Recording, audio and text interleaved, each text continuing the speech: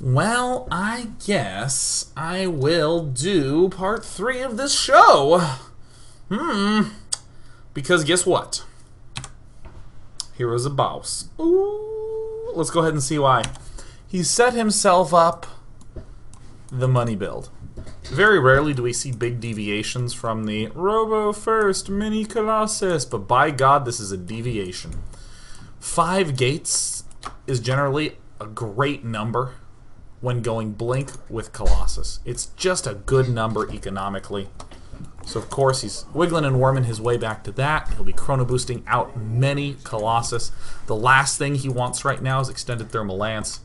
I mean, he obviously wants it. I don't mean like, God, the last thing he would ever want is lance. But I mean like of the things that he needs to get, it will be last in line. So we sort of indirectly deal with the medevac play by just having some container duders. And we're always looking for an opportunity to step on in there. Hero's noticing, oh, there's some units in here. And will be pulling himself away. So now that Hero has his Colossus, all these other nifty tools at his disposal, the 1-1, the 5 gates in particular, only then does he consider the expand to go down. Pro being so responsible, just setting himself up in all ways. Oh yeah, getting charge. Hell yes. More gateways going down. And this is a response move. Actually, this whole step up to charge is very much so a response move. So,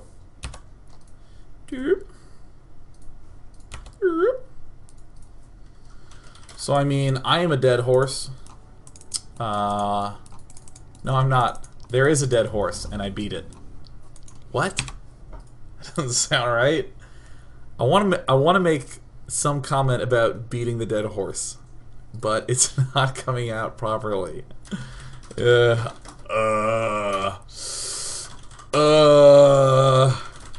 listen, check it out. There's something that I say a lot, that I will continue to say a lot. Wow. It's all about the thirds. You know what I'm saying? All about third bases. So the fact that Hero goes down here and he's like, where is your third? And he's even poked up here and he has seen that there is, it seems, no third. What? Where have all the third bases gone?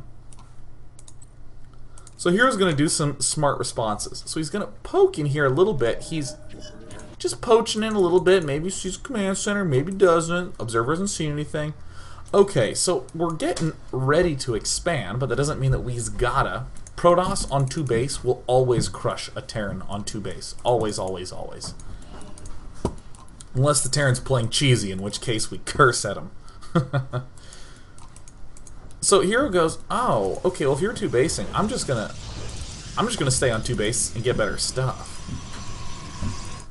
Do do do do do do do do do do do.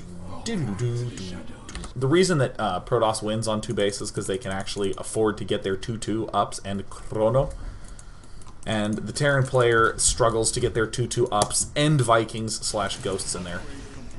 Whoops, says Riquid Hero. Oopsie doopsie daisies. He whiffed the opportunity to pick off the Wedevac, but that's fine. He just blinks and retreats, and he blinks and retreats. A couple zealots get morphed in at the same time. Ooh. This is just good play. This is good play all around. He sees things moving out, he sees things moving back, and so he says, well, why not just attack? So very commonly, when a Protoss player becomes a grown Praetorian, he grows some hair on his chest, maybe begins having hair in other funny places, like in one of his inner knee joints. He's got a pair on each leg. He asks himself, when do I attack, Dad? Now, normally, like, if this was Expo were going down like 2 minutes ago, we wouldn't want to attack. We'd want to sit and chill and defend, baby. But broadly speaking, and specifically speaking, when we make the choice to defend his 2 base play, which would be these little pieces, the charge and the other 2 gates, We chose to get these done first, and then we see him retreat. Cool. Then we will expand and attack. Good. So to say that more succinctly, our original plan is expanding. But if we threw down a whole bunch of units to hold off his attack, and it never came, then hell, we'll attack. And then just go back to expanding anyways. Aw, yes. Everything's getting shot. Everything's getting murdered. Oh, the gruesamity. Gruesamity Wilson. Chrono Boost going down every which way, of course, most critically on Charge. We saw units that were there. We're happy to kill it off. Charge. Uh-oh. Charge. So notice how we went out to attack, and then just by virtue of the situation, we kind of got to pull back, but no big deal.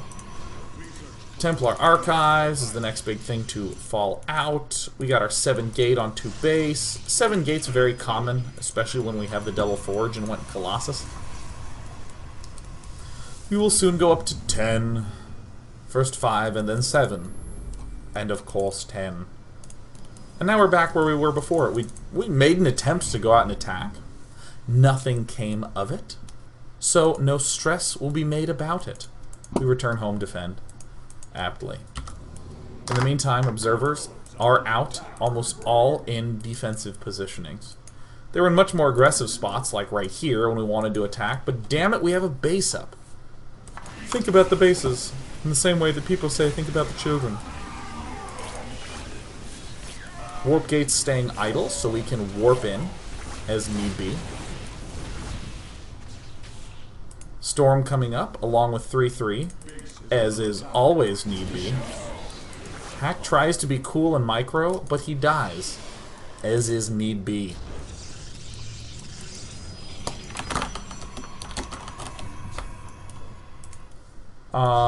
He's gonna add on more gateways, I don't know, maybe to 10 or so. And this is just a sort of classic Protoss rounding out. But of course I won't say the classic Protoss rounding out, I'll actually say what's up. Alright, sweet. We want to get to 10 Gase AFAP as fast as possible. 9 is more or less the same thing, but I'm still going to heavily encourage you to get to 10. 3-3 is going to be coming up. Oh, yes, getting the storm done. Everything's nice and round, which basically means we got everything. Hero has held off a number of big attacks, and that is his impetus to attack himself. Still being very careful. You'll notice that vision has kind of been swept out like this. And we sort of have this watchtower, and now we have swept over here and we've taken this watchtower, and only in this position does Hero really feel comfortable doing any aggression. And it's with a Zealot break-off. This is the equivalent of a Zealot warp-in. Again, imagine a pylon and Zealots moving down. The probe's just setting up to do said such things. Just hanging out, sweeping around. So, how do we do damage in this position? We've talked all about the ways that Protoss want to be passive, because if we can ring the map with pylons here and here and here, or maybe have a warp prism here, the classic move is to keep our army here and then retreat back in this direction to where we have a good angle and make him run into storms trying to chase us down. We do warp-ins here and attack. We do warp-ins here and attack. And with all his forces concentrated up here, he's forced to run into storms or die. But Hero says, alright, what are my threats? Vikings on the Colossus, Ghosts on the Templar. So he gets the Warp Prism to load up the Templar. This makes them almost impossible to EMP. If an engagement went down right now, even with both of these Templar being EMP'd, he would engage and then whip back around and then drop storm, drop storm. Otherwise, he can do these unbelievably kick-ass attacks like this. I mean, this is essentially the same thing as a frontal attack, because it's his whole army floating here.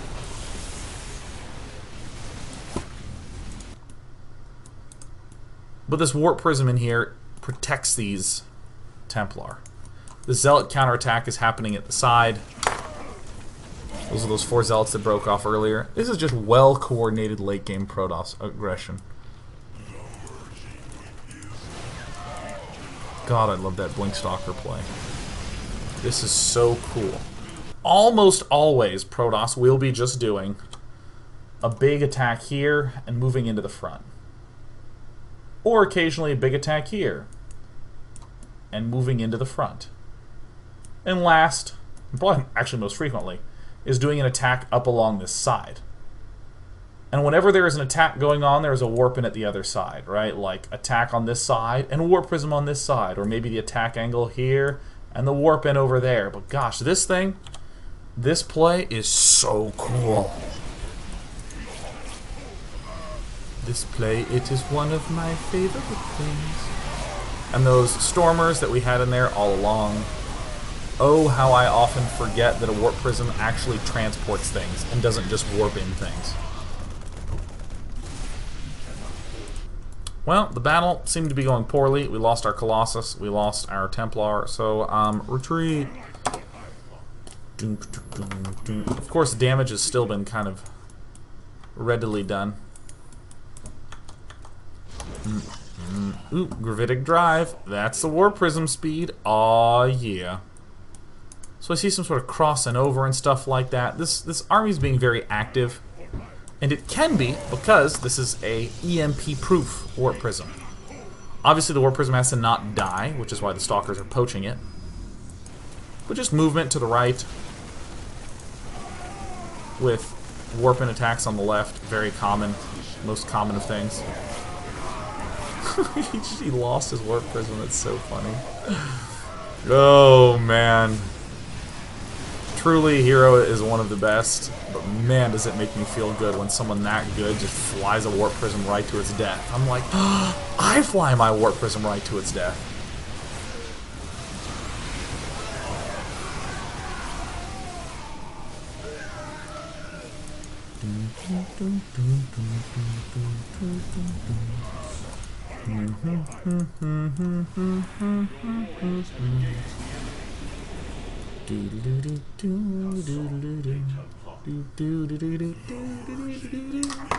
So I think very commonly, I've stopped doing commentary because I'm tired.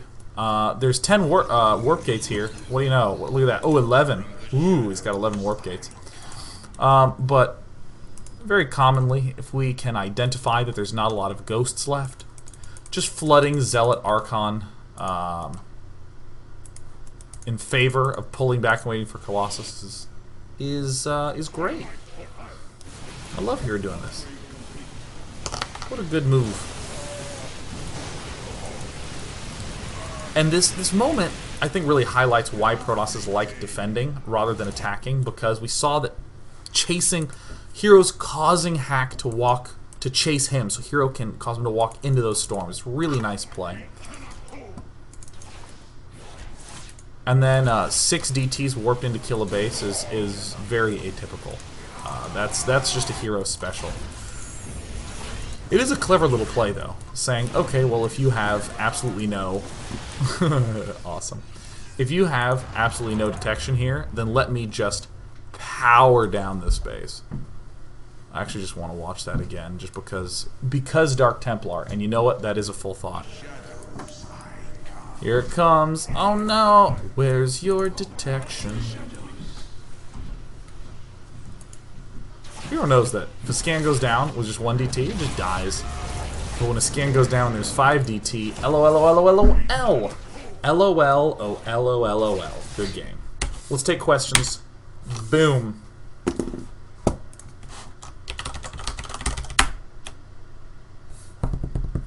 You've been freed.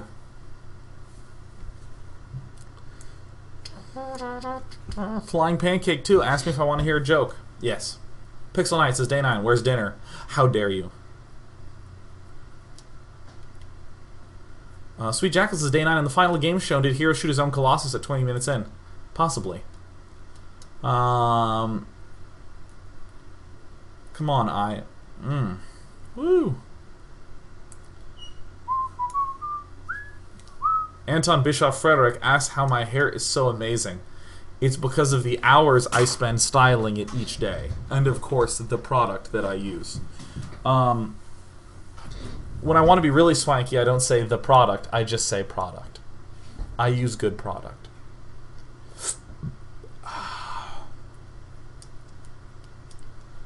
Flying Pancake 2 says, are you a noble gas? Because every time I try to tell you a joke, I get no reaction. Nice.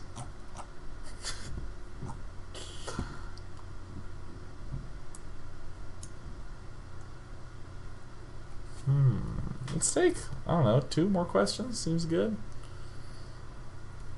Day 9, can you finish with the red screen on? Yes. Yes, I can. Don't worry, no hole in the chest anymore, just a hole in my face. Yeah. Do do do do do do do do do do do do do do do do. These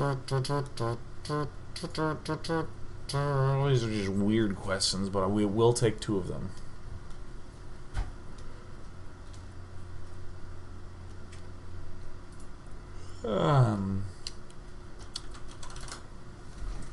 Now there's an angle.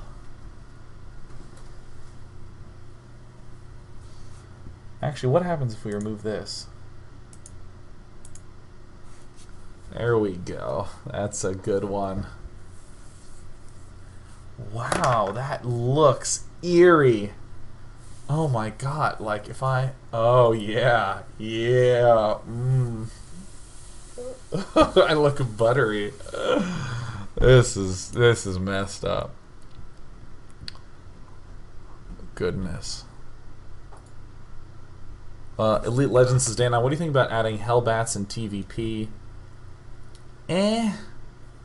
I used to be a fan of it, and I think there probably is a lot of merit to it, but I don't really know a way to make it work right now. I mean, a unit that costs 100 that does that much damage can't be bad. God, my teeth look so white.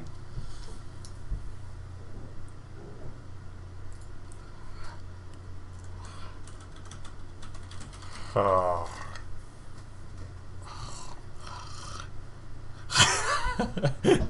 That looks odd.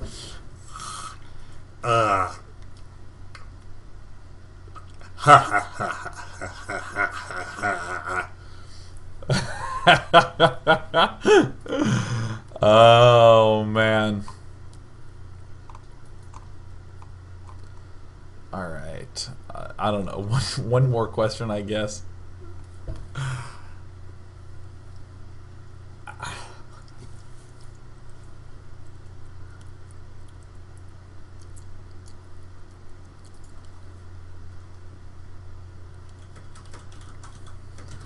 All right. The Waffle Man says, Day 9, in TVP, what is the best way to deny 6-pool without a forge? That's a really interesting question. So, first of all, there's no Zerg in the matchup, so it's dealt best with it by calling your opponent a hacker, because he shouldn't have Zerglings.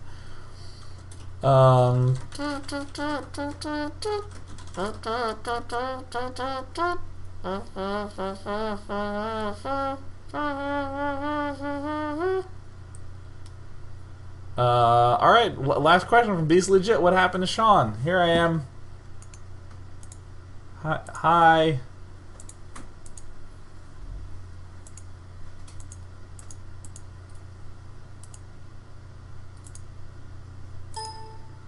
I'm in my room.